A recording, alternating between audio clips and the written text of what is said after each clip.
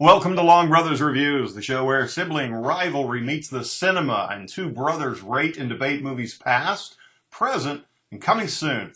That is my brother Todd.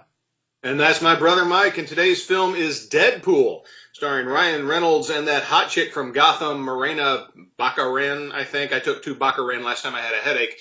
Directed by Tim Miller. This week's order was decided by the number of visible hairs on your head, and since Todd's are countable and mine are non-existent, you go first. There is a line in The 40-Year-Old Virgin where Paul Rudd says of Matt Damon in The Bourne Identity, "You know, I always thought Matt Damon was like a Streisand, but he's really rocking the shit in this one." And that's very similar to the reaction I had to Deadpool. The film is a surprise from start to finish. It's surprisingly funny. It's surprisingly raunchy. And it's the furthest thing imaginable from the comic book-based movies we've seen in recent years. Just like Paul Rudd in Ant-Man, Ryan Reynolds is perfect as this acerbic anti-hero who wields one-liners as skillfully as he wields his weapons, unburdened by the higher calling or moral issues that eat up screen time in other superhero films. Deadpool is one of the best times I've had at the movies in a long time. And the only thing that wouldn't surprise me about this film is to find it near the top of my best of list at the end of the year. If you can handle the dirty jokes and the raunchiness, Deadpool is a must-see film. You know, I love this too, and usually you don't get this kind of raunchy joke fest in a mainstream picture, and at least you don't get them at this volume. But here we are, and I think this is going to be the start of a trend for at least a little while. Whether that's good or bad is up to you, but definitely we're about to see a lot of very raunchy mainstream pictures. And I'm totally with you. I loved this, and I love seeing Ryan Reynolds do what he does best, which is playing that affable smartass with great good looks, although maybe not in the entire picture, of course. And he has this quick, vulgar wit. He's an A-list talent, an A-list actor elevating B-movie stuff, and that's such a delight.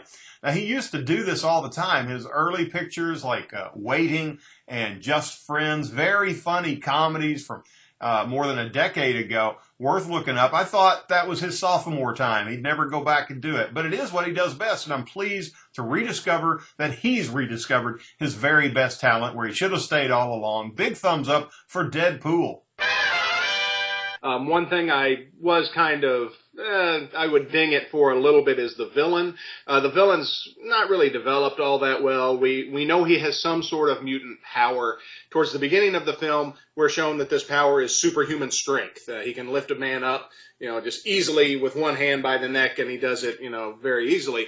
But then later on, we don't see that anymore, and we find out, well, no, his mutant power is the inability to feel pain. So I kind of caught that and thought, well, which is it? But I did like the fact that we weren't given a villain who has some big, I'm going to take over the world plan, and Deadpool has to foil it. This was just pure revenge. This is the Ryan Reynolds character is really pissed off, and he's trying to find the guy that pissed him off. I enjoyed the opening credits. Be sure you watch those, because they have, I know you've seen it, of course, but it's, I don't want to ruin the surprise, but the opening credits are not what you're accustomed to seeing, and the laughs start as soon as the light goes through the projector.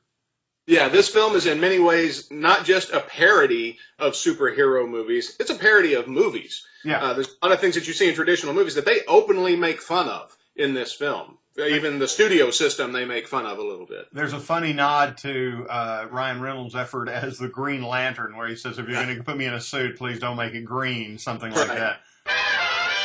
And there was another kind of, funny in the sense of this doesn't make any sense type moment where the villain, he's been injured in his first fight with Deadpool, and he's got his female sidekick, he's back at his lair, is stitching him up. And he's leaning over this desk, and he's wearing a wife beater T-shirt that has this big rip in it from where he's been stabbed. And she's stitching up his back carefully through the hole in the shirt. And as soon as she's done stitching up the hole, he stands up and takes the shirt off.